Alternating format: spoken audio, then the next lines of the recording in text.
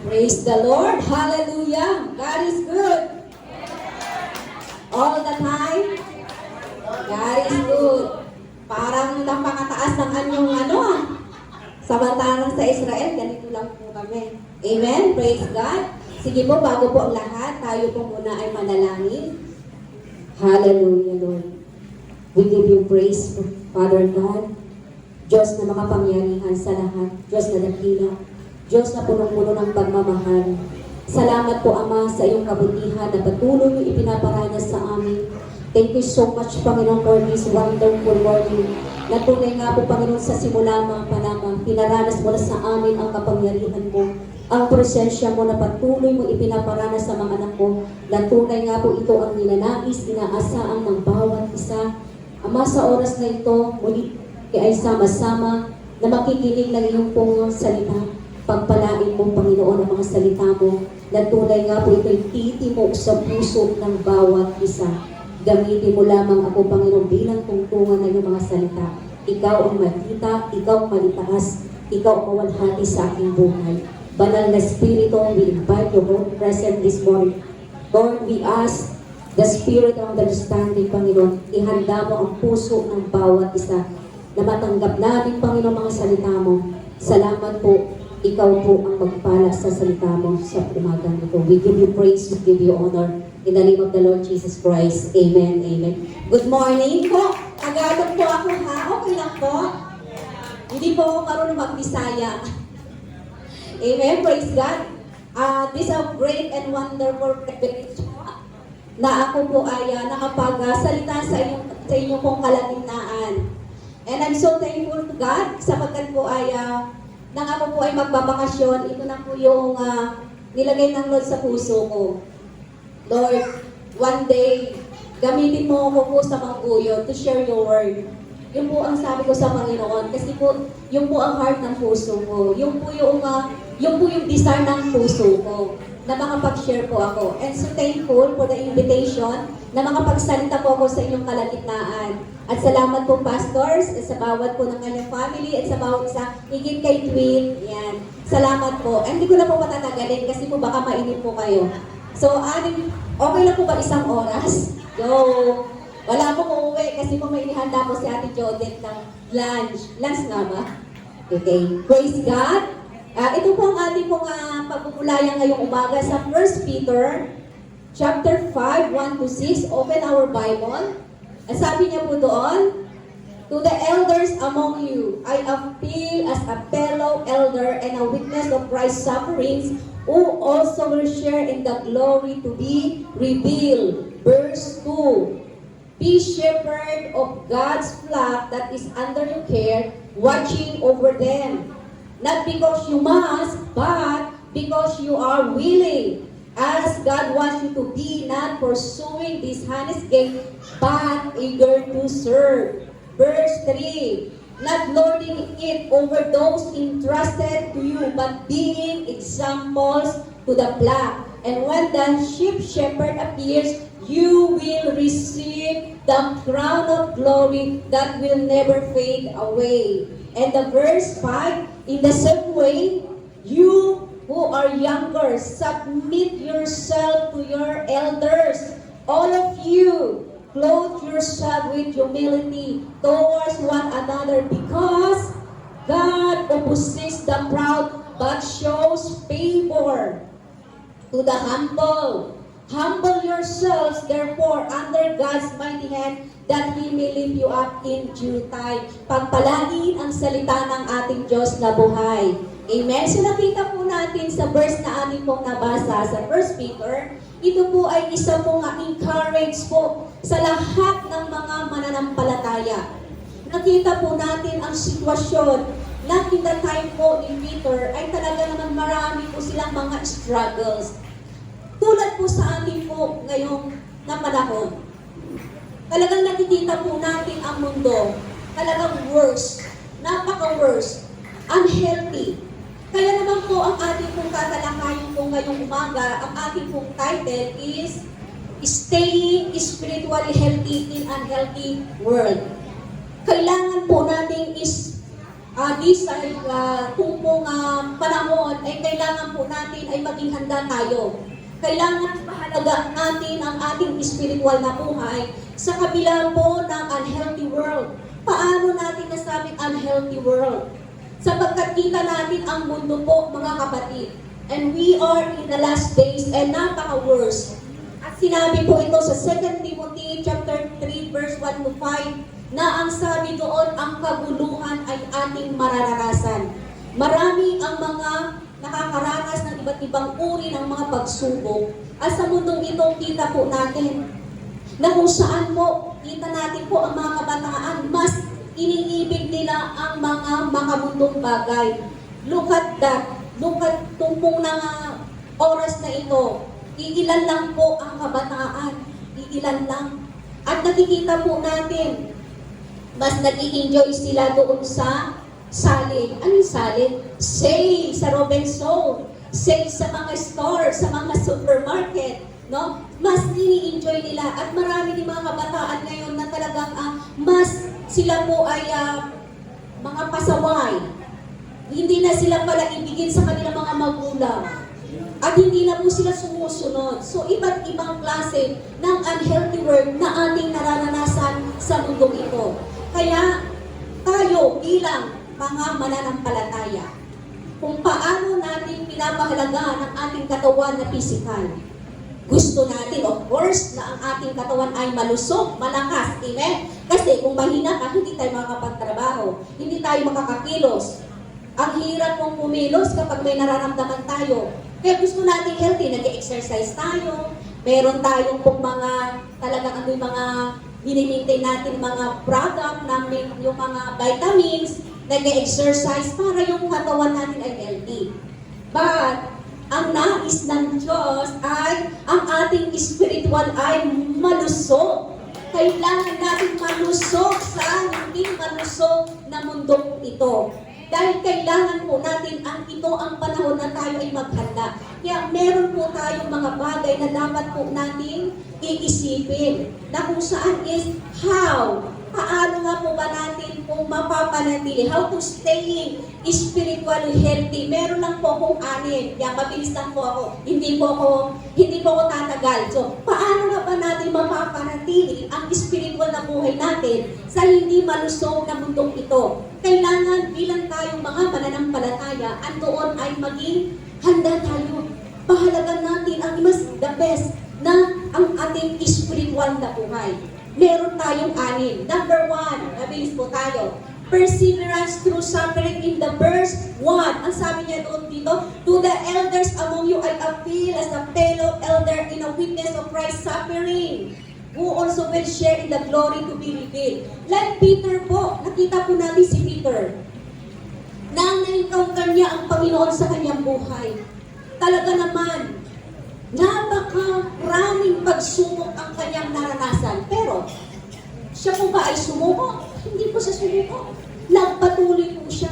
Kaya perseverance through suffering, paano nga ba natin mapapalusog ang ating spiritual na buhay kapag dumating na ang ating mga pagsubok? Kaya kailangan makita yung pananatili kung malusog ang spiritual natin na buhay sa pamamagitan ng pagtsatsaga, sa pamamagitan ng ating mga pagdurusa, sa ating mga kapighatian, sa pamamagitan ng ating mga pagsubok, mga suliranin. Maaari mo sa oras na ito, mayroon tayong iba't ibang mga sularin na dala-dala. Maaari ito ay problema sa asawa, problema sa iyong mga anak, sa relasyon ninyo ng mag-asawa, family, broken-hearted kayo sa mga kabataan, walang trabaho, financial, iba't iba man po yan. Pero po tayo po, pag dumating ba ang pagsubok na ito, tayo na po ba ay susuko? Tayo na po ba ay nagigidap na tayo? Hindi na ba tayo magpapatuloy sa Panginoon? Paano natin sinasabi sa ating Diyos, Lord, Ikaw ang Diyos na tutulong sa akin. Pero sa simple pa lamang sumusuko na tayo, parang ayaw na natin magpatuloy. Kaya nga po, bilang tayo po mga mananampalataya, hindi na tayo po dapat nagtataka sa mga pagsubok. Bilang po mananampalataya, mas lalo pa natin mararanasan ang mga pagsubok na ito sa buhay natin. Walang exempted. Hindi tayo nakahiga sa bed of roses. Lahat po tayo. Habang naririto po tayo sa mundo ito, mas the worst pa-worst ng pa-worst ang mararanasan natin. Pero po bilang mga lingkod ng Panginoon at bilang nagtitiwala sa Diyos, dapat makita din natin yung kung katulad ni Job. Sino po ang nakakilala kay Job? Hindi si Job, si Job. Si Job po ay isang lingkod ng Panginoon. Nakita natin, iba-iba ang kanyang naranasan na encounter na problema sa kanyang buhay. Ngunit, siya'y nanatiling tapat sa ating Diyos. Kaya nga po, ang sabi niya po dito sa 1 Peter 4:12-13, ang sabi niya po doon, Beloved, sabi niya ganyan, do not think, sabi niya, it is strange concerning the fiery trial which is to try you as through some strange thing happen to you. But, rejoice to the extent that you partake of Christ's suffering. Mismo ang Panginoon po natin nakaranas po ng mga pagsubok. Amen? Ang Panginoon mismo po natin. Pero ang Panginoon po ba natin ay sumuko? Hindi. Ginanap niya ang kalooban ng Diyos Ama hanggang sa kanyang pong pagkapagos sa krus ng Kalbaryo. Sa ganun din sa buhay natin, hindi tayo nagtataka, bakit ito naranasan ko? Kung kailan ako nagpumit ng music, kung bakit ako nag-ilong, bakit kung kailan ako nagpiano, nagpapakal, dumating ang mga pagsubok na ito, ayaw ko na, suko na ako, ayaw ko na, lingkod pa man din ako ng Panginoon. Pero sabi nga dito, huwag kayong magtaka, kasi kasama tayo, kaisa tayo ni Kristo Jesus. At ang sabi niya po ay, sa 1 Corinthians 13, verse 10, hindi binigay ng Diyos ang pagsubok sa buhay ng bawat isa sa atin na wala siyang kailangan na solution. Kaya nga, problem have solution. And what is the solution? And that is Jesus Christ. Siya po yun. Bakit po? Dahil lamang sa pagsubok, dahil lamang sa problema, susuko na tayo. Nagiging unhealthy tayo ngayon. Kung ayoko na. Ito naman si kaaway, nag-whisper sa huwag ka na mag-church. Huwag ka na pumunta sa church. Halika dito ka na lang. Magpupunta ka na lang sa bahay. Minsan ganun ang kaaway sa buhay natin. Dahil po ang the great commission ni Satan is to steal, to destroy, and po tayo iwasanin ang relationship natin sa Diyos. Ngunit ang Panginoon Jesus po natin, ang nais niya sa atin tayo po ay magkaroon ng ganun na buhay. Kaya tayo kapag nakakaranas ng pagsubok, tayo po ay manatili na sa Panginoon. At napakapalad tayo. Pag tayo nakakaranas ng pagsubok, sister, baka lang napakapalad ng pagsubok. Nakakasubok tao ng pagsubok. Ang sabi niya po dito sa James 1:12, ang sabi niya po doon,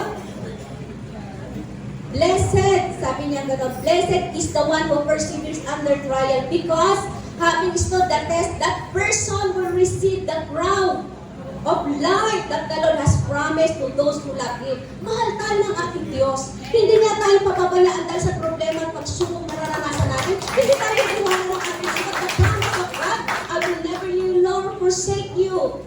I am your God. Diba? Tutulungan kita. So kapag napagtagumpay natin ang pagsubok, ano pong kasunod nun? Blessing! Kaya rejoice! Rejoice ka. Bakit mag-rejoice? Masakit na ako. Dahil doon mo makikita na ang Diyos ay kikilos sa buhay natin. Paano mo masasabi sa Diyos na, Lord, you are my great healer? Kung wala kang karamdaman, puro ka na lang, yung buhay mo ay nasa ka na lang, puro na lang masaya, wala nang problema, paano ka makalimutan na muna ang Diyos? Pero doon mo makikita na nagiging malusog ang pananampalataya mo, naging malusog ang spiritual natin, despite man any kind of trials, despite man any kind of problems, nananatili ka sa Diyos. Amen? Amen! Praise the Lord! Kaya po, huwag nating titignan yung mga bagay na nakikita natin. Ang tignan natin yung pangako ng Diyos sa atin. Problema lang yan. Hayaan mo si problema ang problema sa iyo. Amen? Problema kasi ang problema. Gusto pa ba natin pong magkaroon ng mga wrinkles? Gusto pa ba natin na agad tayo po ay tatanda ng ating mga mukha? Ha? Gusto ba natin yun? Pero maging masaya na tayo. Dahil ang lahat ng bagay na ating nararanasan ay pansamantala lamang. Pero pag tinuon natin ang ating paningin sa ating Diyos, malalagpasan natin ang problema. Amen? Praise the Lord. Hallelujah. And number 2, how to stay in our spiritual life in unhealthy world is having a servant's heart. Yung meron tayong pusong naglilingkod. Puso na hindi tayo napipilitan. Pusong masayang naglilingkod. Masaya po ba tayong naglilingkod sa Diyos? Masaya po ba tayong inuna ang gawain ng Panginoon? Amen. Kailangan po natin ito, ang puso po. Kung mahal po natin ang Panginoon, nang simula nang tinanggap natin ang ating Panginoon, naroon na po ang puso natin na mapaglingkuran natin siya. Iba't ibang kaparaanan ang paglilingkod sa Diyos. Either ibigay natin yung talents, treasure, and ating pong mga time, at marami tayong pong mga gagawin sa ating pong mga pamilya, mapaglingkuran natin, ang ministry na pinagkatiwala ng Panginoon. At tulad po dyan sa verse 2, ang sabi niya, be shepherd, ibig sabihin lahat tayo ay steward ng Panginoon. Tayo yung pinagkatiwalaan ng ating Diyos. Pinagkatiwala sa iyo ang pamilya mo, ang mga anak mo, ang asawa mo. Huwag mong pabayaan ang asawa mo kasi yan ay pinagkatiwala ng Diyos sa iyo. Pinagkatiwala ang ministry sa iyo, kaya alagaan natin. At nakita ko po yung batang sumasayo dito, fulfilling your vows to the Lord. Mula na tinanggap natin ang Panginoon, ano ang nasa puso natin? Siya ay mapaglingkuran. At yung bata dito po, napakaliit, nagdadram na. Instead ng mga batang iyan, ando naglalaro.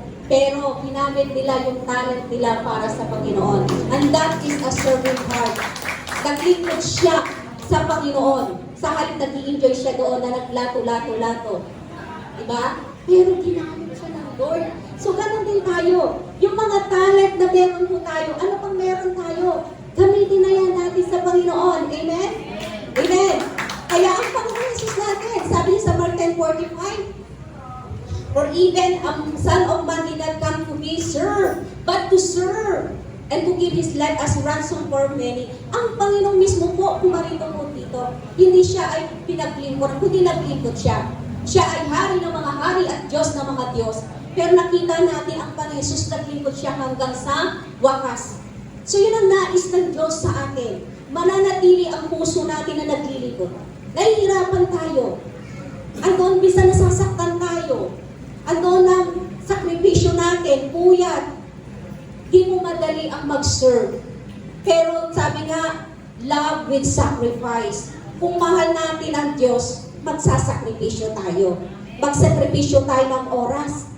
Sa halip nandito po, yung iba naglalaba, nagwawalis, nagtutungin, pero nandito sila. No? Kaya po, ang Panginoon po natin, ito po ang nais niya sa atin, paglingkuran natin. Paano natin mapaglilingkuran ang Diyos sa pamamagitan ng ating kapwa? Halimbawa, meron tayong isang kapatiran. May nararamdaman. Kailangan niya ng encourage. Kailangan niya ng prayer. Wala man tayong financial na may bigay. Pero yung courage, yung prayer mo, yung presence mo, yung time mo, and that a service.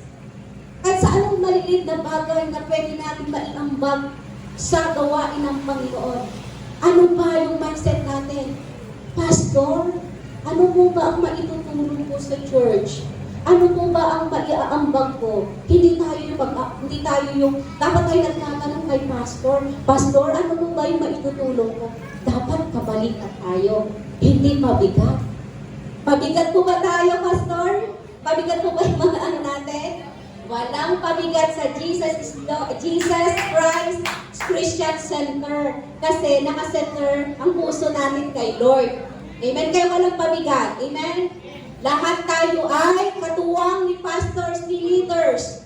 Amen? Kapag tayo ay inassign na magpa-awit o mag-opening, yes, Pastor. Mag-yes lang tayo dahil gagawin natin ito dahil kay Lord. Magsuserve tayo kay Lord. Amen? Amen po ba? Kaya tayo po ay, sabi niya po doon sa Romans 12:11, work hard and do not be lazy. Huwag tayo maging tamad. Dapat may mga gawain ng Panginoon kung kaya natin at ang availability ng bawat isa. Go on. Magpatuloy lang tayo. Dahil nagiging healthy ang ating spiritual. Kapag tayo po, bilang po mga tao, kapag hindi tayo nakakain ng rice, ng even in one meal, nangihina tayo, di ba? Di ba? Gusto natin malakas yung ating physical. So, ganoon din tayo. Dapat laging malakas ang spiritual natin na mapaglingkuran ng ating Panginoon. Kaya, kailangan ay serve the Lord with all our heart and full of devotion. Ibig sabihin, andun yung kasigasigan natin, andun yung on fire natin. Hindi dahil lang nangarap sa ng pagsubok, ayaw mo na mag-serve, ayaw mo nang dumalo, ayaw mo na, nagtampo ka na, ayaw mo nang umatin ang gawain ng Panginoon. Paano natin masasabi na gigigil tayo doon? Kaya tandaan po natin, lahat ng ating ginagawa, hindi ko nasasayang. Lahat ng sakripisyo natin, lahat ng ating dusa, hirap, bigati, lahat ng yan ay hindi nasasayang. Dahil ang sabi niya po sa 1 Corinthians 15:15, according to the Lord, it's not in vain. Hindi nasasayang. Akala mo nasasayang. Wala naman ako napapala dyan, wala naman ako church. Hindi sayang ang paglilingkod natin sa Panginoon. Dahil ang Diyos na pinaglilingkuran natin ang siya maggagantimpala sa ating lahat. Kaya tandaan po natin lahat ng ating ginagawa. Ang sabi niya sa Colossians 3, chapter 23-24. Ang sabi niya, whatever you do, work it with all our heart. Buong puso. Hindi ka napipilitan. Hindi dahil meron kang inaasahan na kapalit. Dahil gusto mo ay ikaw ay makita ni pastor, ni leader. Pero gagawin mo ito dahil mahal mo ang Panginoon. Amen? Mahal mo ang Diyos. Kaya mo ginagawa ang lahat ng ito. At alam natin, kapag tayo ay naglingkod sa Diyos, ang Diyos magagantimpala sa atin. Kaya Matthew 6:33, but seek first His kingdom and His righteousness, and all these things will be added unto you. Kapag inuna mo ang Panginoon at ang kanyang karyan at katwiran, lahat ng bagay, pati ng Diyos ang pangangailangan natin. Si Lord ang bahala. Unahin mo na ang Panginoon. At pag nag-serve ka sa Diyos, talagang matatanggap natin ang pagpapala. Kaya hindi nasasayang ang paglilingkod sa Diyos. Kaya magpatuloy lang po tayo maglingkod. At how to stay our spiritual life in unhealthy work. 3 na tayo, bilisan natin. Be faithful in everything. Tapat mo ba tayo? Sinabi na sa verse 3, ano po ba yung mga bagay na pinagkatiwala ng Diyos sa atin? Tapat mo ba tayo sa inyong mga asawa?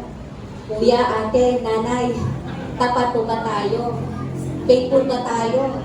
Baka naman pagdating sa ibang places, kayo ay single. Pero kayo naman pala, may mga ano na tayo, married na. Pero may mga bagay, maging tapat tayo sa lahat ng bagay. Even na walang nakakakita sa atin. Even na tayo na publicly or privately, be faithful. Faithful mo ba tayo sa pinagkatiwala ng Panginoon sa atin? Sabi sa verse 3, ano man yung pinagkatiwala ng Diyos, maging tapat mo tayo. Faithful din ba tayo sa tithes natin? Sister, wala akong sahod, wala akong pera. Pero kapag pinagkatiwala natin sa Panginoon, makikita po natin ang pagkilos ng Diyos. Alam niyo po, nung ako po nagsimula po, tinanggap po ang Panginoon sa buhay ko nang ako ay nasa Israel. At hindi ko naman pinangarap na ako may pagturo. Hindi po ako nangarap. Pero po nung tinawag ako ng Panginoon, sumunod lang po ako. At nang tinanggap po ang Panginoon sa buhay ko, nung una, nung di pa ako talaga matured as a Christian, nagtatays po ako is pag-birthday ko lang. Tatays ko lang ako. And doon, pag ako nagtatays ay hindi po 10%, 5, 6, pero then I surrender my life to the Lord. I give all my tithes. Dahil ang promise ng Panginoon is Malakay 3:10. Yung naging tapat ka. Sabi nga kung mapagkatiwalaan tayo sa maliit na bagay, mapagkakatiwalaan tayo sa malaking bagay.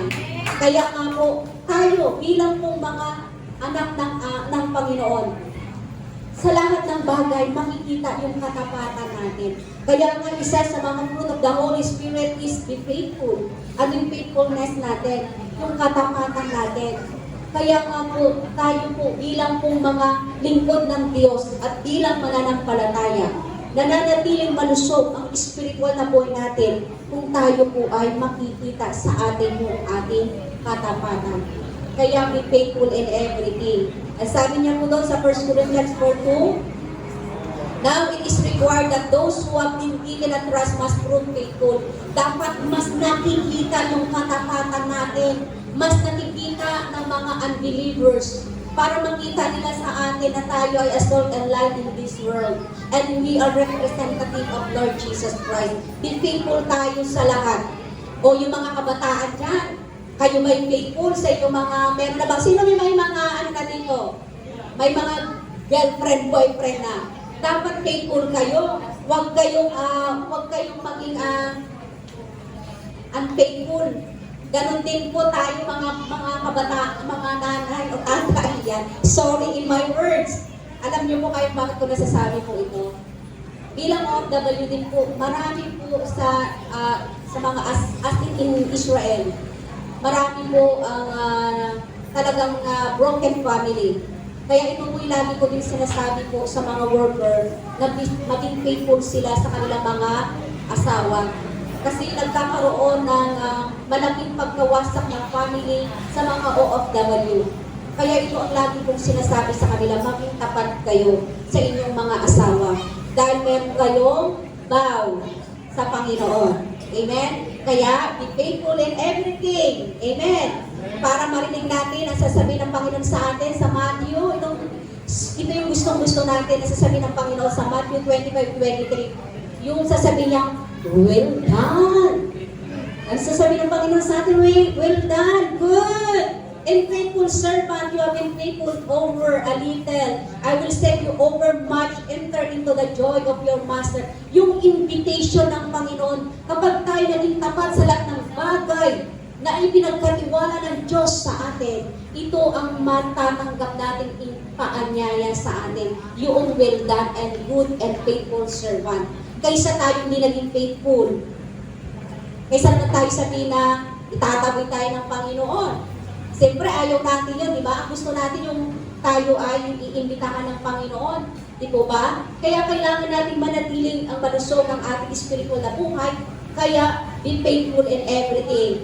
And number 4 na tayo, how to faithful, how to healthy spiritual, do all things for the glory of God. Ito sinabi niya, verse 4, and when the shepherd appears, you will receive the crown of glory that will never fade. Kapag tayo po ang lahat ng ating ginagawa, ito po ay may kalakip na pangako ng ating Diyos, is yung the crown of glory. Hindi yung glory to me, hindi mag-flow ang service pag hindi ako nagpaawit. Gagawin ko ito dahil para ako'y palakpakan ng tao. Gagawin ko ito para ay makita at makunin ako ng mga nakakakilala sa akin. Glory to me, glory to me. No. Si Lord lang ang makakatanggap ng glory. Si Lord lang yon. Kaya lahat ng ating gagawin, either man po yan po ay mga bagay na maliliit. Gagawin po natin yan para kakuwalhati ng ating Panginoong Diyos.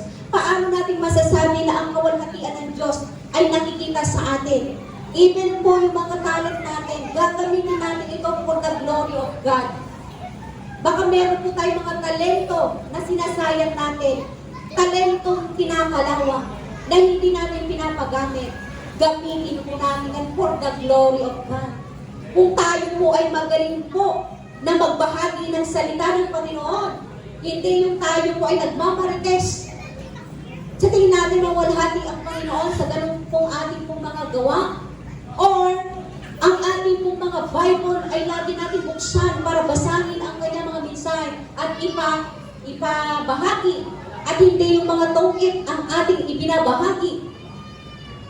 So, gagawin po natin ang lahat ng mga bagay na alam natin magbigay ng kapurihan, magbigay ng kadakilaan, magbigay ng kasiyahan at kagalakan sa puso ng ating Diyos. Hindi yung mga bagay na alam natin at ibigay sukat sa puso ng ating Diyos. Kaya nga sabi Romans 12 verse 2, huwag na tayo makiayon sa mundong ito. Yung mga bagay na alam natin nagpaparumi sa harap ng ating Diyos. Kaya nga do not conform. Huwag na tayo nakikiayon. Gawin natin yung mga bagay na malinis, kagalang-galang, kapuri-puri, magbibigay ng karangalan sa Panginoon. Sa Philippians 4:8, yung mga bagay na dapat natin gawin. Nagiging healthy ang ating spiritual na buhay kapag yun ang ating magiging kaisipan. Kaisipan na tulad ni Kristo. Na kung saan ibahan na tayo sinita lang ng ating pastors, leaders. Uy, sister, yung damit mo ha, Nagtampo na tayo. Ayaw na tayo mag-church. Ayoko na mag-church. Naging grasshopper na tayo. Alam yung grasshopper? Lumipat na tayo ng ibang church. Sinabihan lang tayo. Nagtampo na tayo. Pero yun po ay para sa kabalhati ng Panginoon. Mag-church tayo para to glorify ng ating Diyos. Para yung lahat ng mga bagay na kung sino naman tayo, sinabihan man tayo, na alam natin yun ay hindi nagbibigay ka glory sa Panginoon, sumunod po tayo. Nagiging malusog po yun sa ating buhay. Amen? Kaya sabi niya sa 1 Corinthians, so whether 1 Corinthians 10:31, so whether you eat or drink or whatever you do everything for the glory of God. Gagawin natin ang lahat ng mga bagay na ito para mawalhati ang Panginoon. Yung mga bagay na alam mo sa sarili mo na magbibigay kaluguran sa Panginoon. Yung hindi mo nagbibigay sugat sa puso ng ating Diyos. Nagiging healthy po ang ating spiritual na buhay kapag tayo po ay ginagawa natin yung mga bagay na alam natin po ay magiging kaluguran sa Diyos. Hindi nalulugod ang Panginoon sa mga bagay na taliwas sa nais at gusto ng Diyos. Hindi na-glorify. Kaya kailangan po natin do everything. Gawin natin, do all things for the glory of God. Amen? Mabilis po tayo. And 5. Call of submissions. Verse 5, in the same way you are younger, submit yourself to your elders, not only to the elders, the pastors, not only the pastors, sa lahat po ng kanyang mga katiwala ng Panginoon, kundi tayong lahat ay tinawag na tayo po ay to submit. Submit to your husband and love your wife. Magpasako po. Hindi yung si ate, o sasabihin lang ni mister, oh, Mrs. Honey, maglaba ka naman. Ano ba? Puro na lang maglaba. Ikaw, wala kang ginagawa. Magpapasama pa rin pa ba tayo doon? Yes. Kasama pa rin tayo. Sumunod po tayo. Kaya nga, submit at yung pagpapasako po natin. Magpasako po tayo sa authority ng ating gobyerno. Baka tayo ay nagiging pasaway. Sinabi na tayo mag-helmet, hindi ka nag-helmet. Paano ka na magpapasako?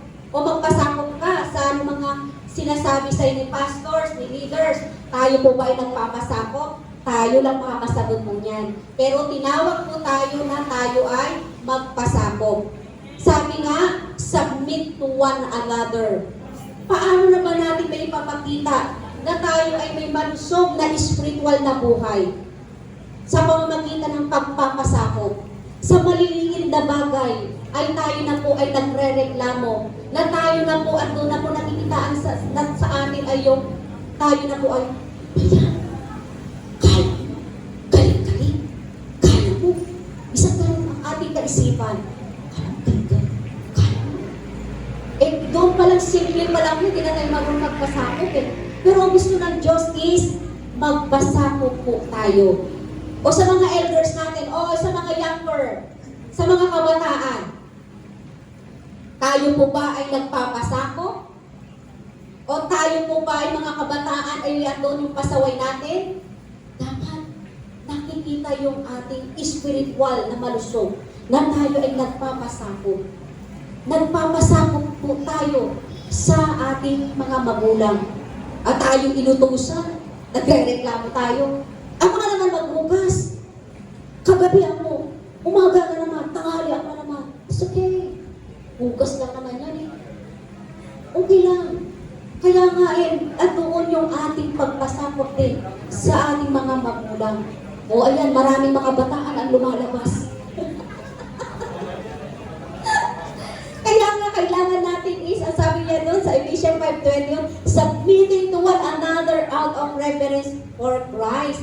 Yung ginagawa natin ito dahil ang paggakat natin sa Panginoon. Maraming kabataan ang lumabas. Kaya submit to one another. Magpasakop po tayo sa bawat isa. Dahil dito tayo tinawag ng ating Diyos. Panginoon natin. Nagpasakop po siya hanggang kamatayan. Kaya nga si Jesus Christ, siya ang number 1. At doon ang pagpapasakop niya sa Diyos Ama. Sa will ng Panginoon. Lord, not my will, but your will be done, Lord. Di ba yung will mo, Diyos, ang maganap, hindi yung kalooban ko, nagpasakop po siya. So, ganun din tayo. Kaya kailangan nakikita sa atin po bilang mga mananampalataya ang nagpapasakop. Nagpapasakop po ba tayo? Kapag tayo nagpapasakop, meron na tayong malusog na spiritual na buhay. Amen! And the last, yan, masaya na sila. Yay! Yan. Then, living in humility. Yung mabuhay tayo ng mayroong kababaang loob. Yung marunong tayong mapagpakumbaba. Of course, the model is our Lord Jesus Christ.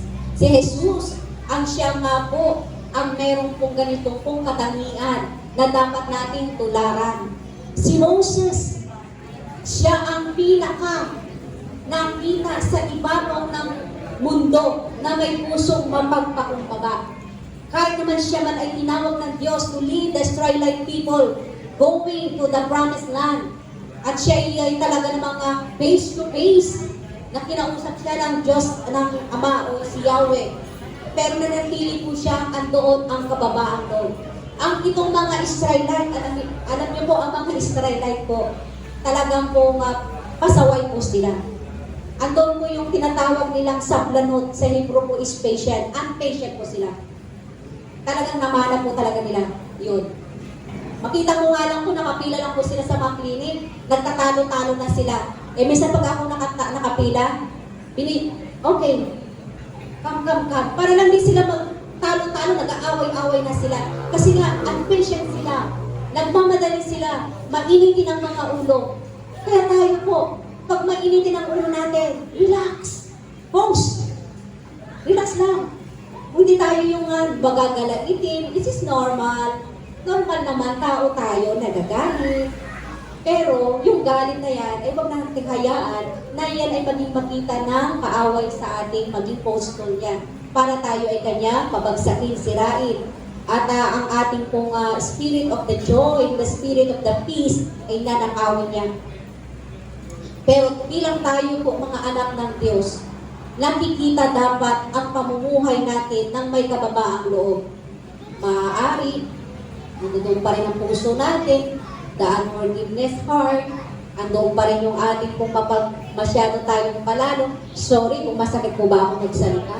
Pero ang lahat ng ito, para sa ating lahat. Hindi sa inyo, ako muna ang tinuturuan ng Diyos.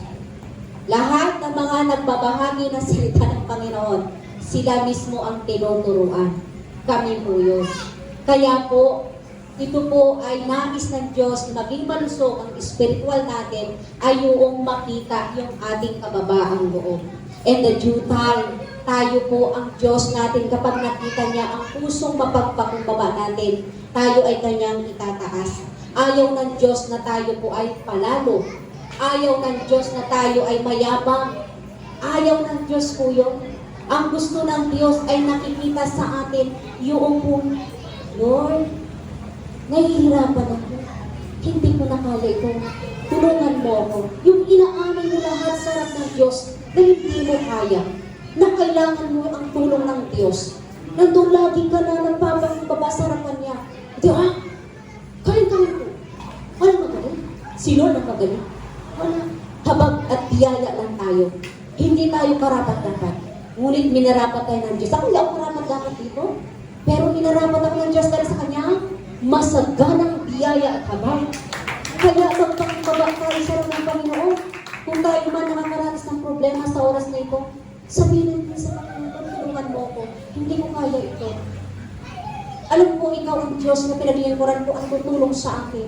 Inilalahad ko kayo sa iyong harapan ang aking dalaga-lahat. So, doon pagpapakumbaba natin sa Panginoon. Dahil nga, ang lahat ng bagay na ito, sabi niya, Philippians 2:3 and 4, do nothing from selfish ambition or for self, but in humility, count others more significant than yourself.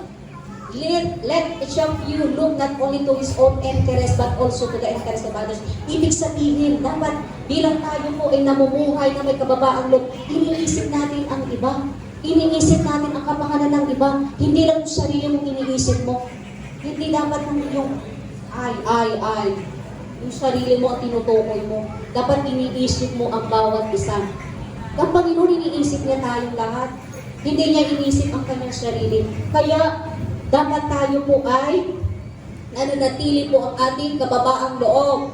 Dahil ang sabi ng Panginoon, ang taong na mayroon siyang pusong mapagpakumbaba at puso na nandoon ang kanyang pong kababaang loob ay nakakasumpong po siya ng pabor. Pagpapalain ng Panginoon, ang sabi niya, Santiago 4:6, James 4:6, but He give us more grace, that is why Scripture says, God opposes the proud but shows favor to the humble.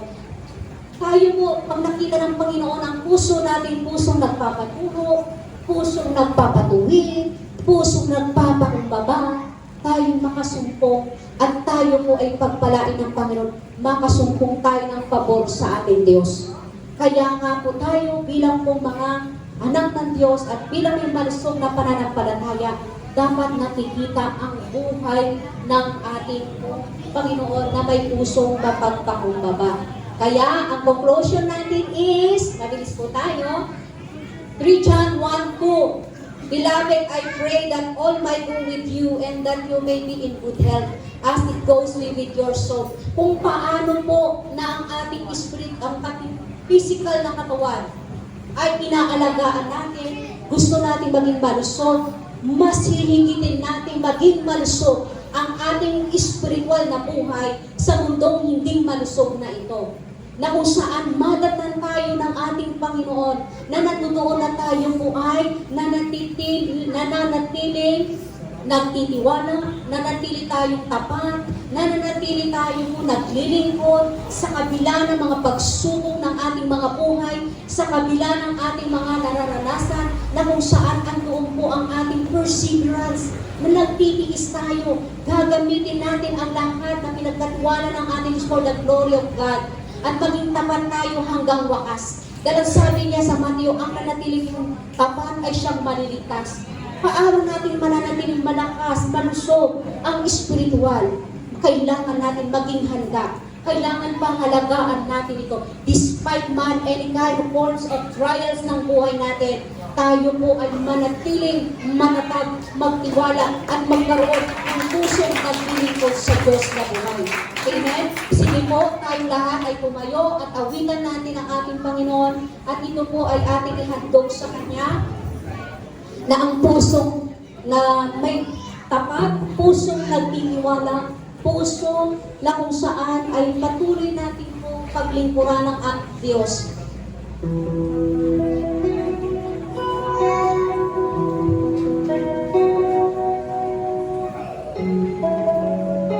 Gawin po natin itong panalangin sa ating Diyos. We can raise our hands to the Lord as a surrender. Awitin po natin ito na nagmumula sa ating mga puso.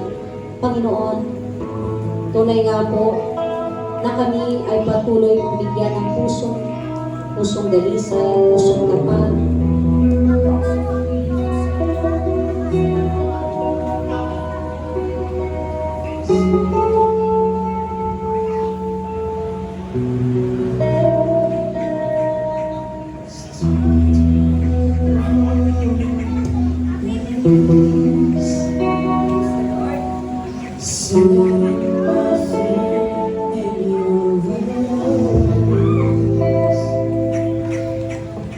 So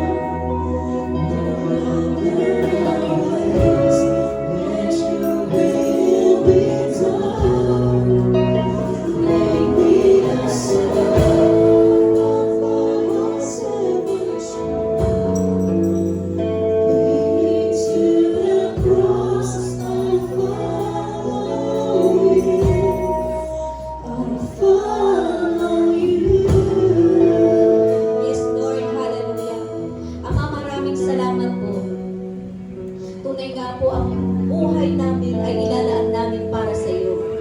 Ang buhay na hirap na ito, Panginoon, ay gamitin mo sa nais mo. Hindi namin, Panginoon, maibigay yung the best para sa iyo.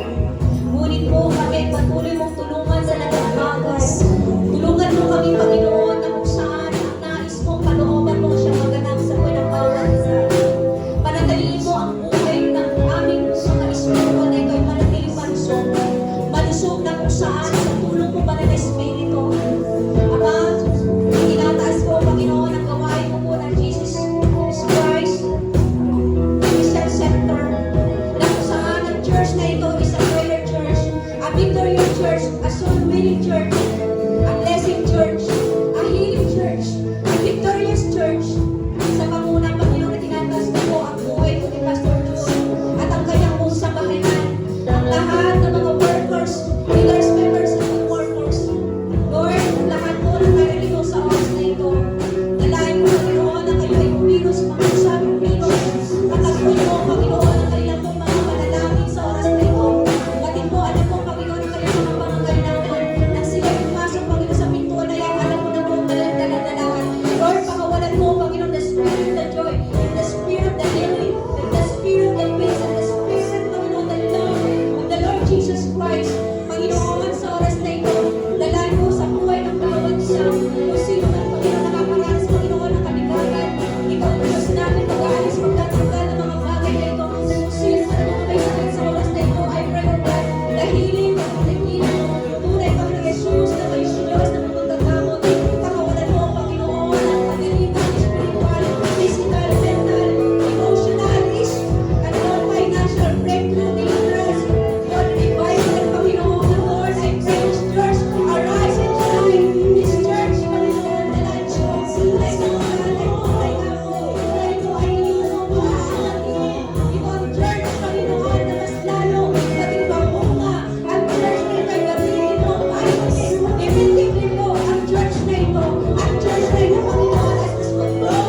Ang church na ito ay marami sa mission workers, community workers, peoples, Panginoon, workers of God.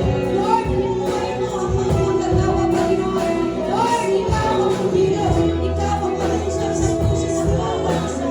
Ikaw, Panginoon, ang Diyos namin pinaglilingkuran, Panginoon. Ay tunay nga po ang sulong. Ikaw ang nagkasama sa amin sa lahat ng mga sitwasyon na aming kinaharap, Panginoon. Ikaw ang Diyos namin sinasagot. Diyos namin naglilingkuran ng tunay. Sinanalihan. Diyos na agabay. Diyos na magbibigay ng kapalaran sa amin, Lord. Dalahin mo sa oras na ito.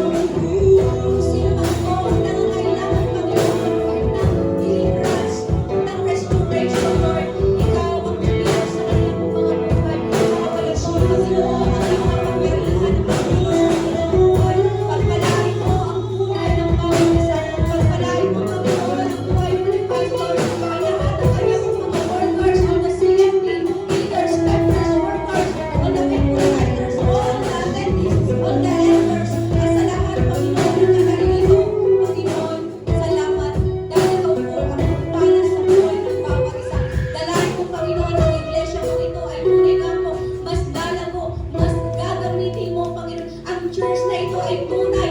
Arise and shine, and I declare, I decree, Lord, this is the church, Panginoon, na gagamitin mo. Na ang church na ito na mas lalago, na ang church na ito magiging bilang mo, mga representative mo, Lord Jesus Christ.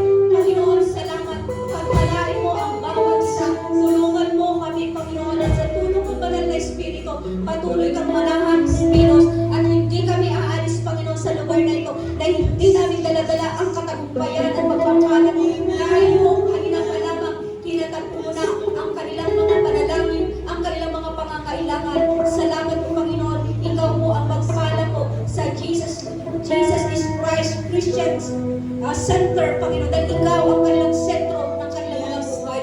Salamat, Panginoon. Salamat sa iyo ang